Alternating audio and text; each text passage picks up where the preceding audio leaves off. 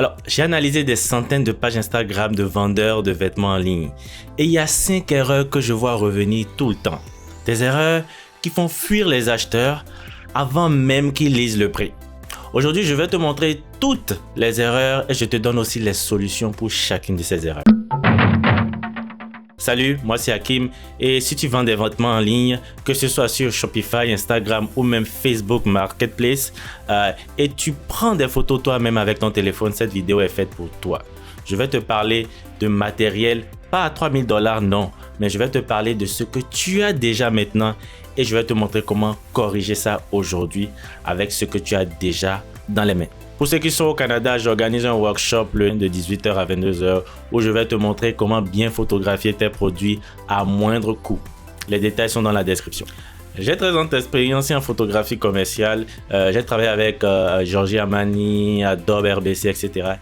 Et ce qui m'a le plus surpris quand j'ai commencé à aider des entrepreneurs locaux, c'est de voir que les erreurs sont toujours les mêmes. N'hésite surtout pas à t'abonner pour ne pas rater les prochaines vidéos qui vont t'aider à éviter certaines erreurs dans ton business. Alors, passons. Erreur numéro 1, la lumière du plafond. C'est l'erreur numéro 1. Le réflexe de tout le monde, c'est d'allumer le plafonnier, poser le vêtement sur le lit par exemple ou sur une table et shooter. Le résultat, des ombres dures qui tombent vers le bas, des couleurs qui semblent mortes et une texture qui disparaît complètement. Pourquoi ça arrive? Il faut savoir que la lumière du plafond vient d'en haut et elle est forte et directe. Donc, elle va écraser tout ce qu'elle touche. Un hobby en carton épais va ressembler à du plastique. Une robe en soie va perdre tout son éclat. La solution, elle est gratuite. Ta fenêtre. La lumière naturelle qui entre par une fenêtre est diffuse. Elle enveloppe le vêtement plutôt que de la frapper. Place ton vêtement environ à 80 cm ou à 1 mètre de la fenêtre, perpendiculaire à celle-ci. Ton téléphone est en face du vêtement, la fenêtre est sur le côté. Et là, regarde la différence. Les couleurs reviennent, le tissu respire et les textures réapparaissent. Si la lumière est encore trop dure, utilise un rideau blanc fin comme un diffuseur. Ça va adoucir tout instantanément. Erreur numéro 2, le fond qui disparaît.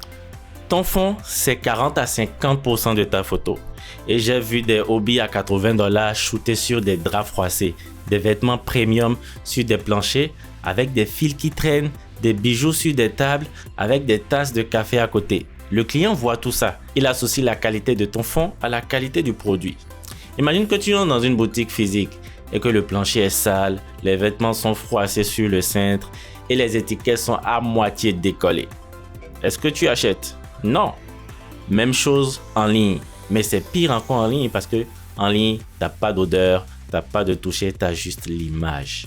Les fonds qui marchent aujourd'hui, ce sont des fonds blancs ou crème pour les couleurs vives et les imprimer, ça fait ressortir les couleurs sans compétition. Ce que tu dois faire aujourd'hui, va dans ta maison, trouve le mur le plus proche, le plus neutre ou achète un rouleau de papier de fond blanc sur Amazon pour $25 à peine. C'est un investissement une fois pour toutes. Erreur numéro 3, le zoom numérique. Alors, il faut savoir que quand tu zoomes avec le doigt sur ton téléphone, tu n'utilises pas vraiment le zoom optique. Tu utilises un zoom numérique. Qu'est-ce que ça veut dire? Ton téléphone agrandit l'image et invente des pixels pour remplir les espaces lorsque tu utilises justement tes doigts. Le résultat? Une image floue, pixelisée qui fait amateur instantanément. La règle simple, tu ne zoomes jamais avec tes doigts. Tu t'approches physiquement du vêtement, c'est une possibilité. Ou tu peux aussi faire un gros plan sur les broderies, sur un logo, sur une couture. Tu mets ton téléphone à 15 cm de ce détail. Et là, tu as une image nette, précise, avec tous les détails du tissu visible. Donc, t'approcher, c'est mieux que de zoomer. Dans les téléphones récents comme l'iPhone 15, le Samsung Galaxy 24 ont des zooms optiques. Et si tu vas à 3x, pas à 5 ni 10, mais 3 fois x, ça va toujours utiliser l'une des 3 caméras. Erreur numéro 4, le vêtement mal préparé. C'est l'erreur que les gens minimisent le plus et qui fait pourtant une différence énorme. Un t-shirt froissé sur une photo ne dit pas vêtement à vendre, il dit vêtement d'occasion sorti d'un sac.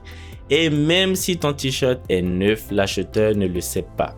Il voit ce qu'il voit. Donc avant chaque shooting, voilà ce que tu vas faire. Premièrement, tu vas secouer ton vêtement fort plusieurs fois pour le défroisser naturellement et le tissu va redonner du volume. Deuxièmement, si nécessaire, tu passes un coup de vapeur. Pas besoin d'un fer professionnel. Un défroisseur à vapeur à 30 $, ça fait largement l'affaire. Troisièmement, tu vérifies les coutures, les poches, les fermetures. Tout doit être en place comme si c'était sur un mannequin. Pour les pulls ou les hobbies, remplace-les légèrement avec du papier de soie à l'intérieur pour leur donner du volume. Sur la photo, un pull vide a l'air d'un chiffon. Avec un peu de volume, il a l'air d'un vrai produit. Erreur numéro 5, la retouche agressive. C'est l'erreur la plus dangereuse des 5 parce qu'elle peut non seulement faire fuir les clients avant l'achat, mais aussi générer des retours et des litiges après.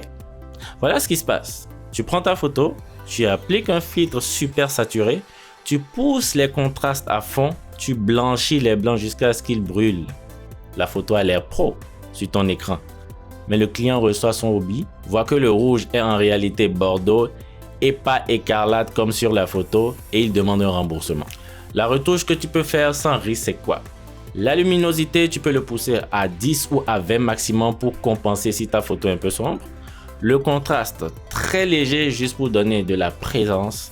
La température de couleur, ajuste pour que les blancs soient vrais, ni trop chaud ni trop froid.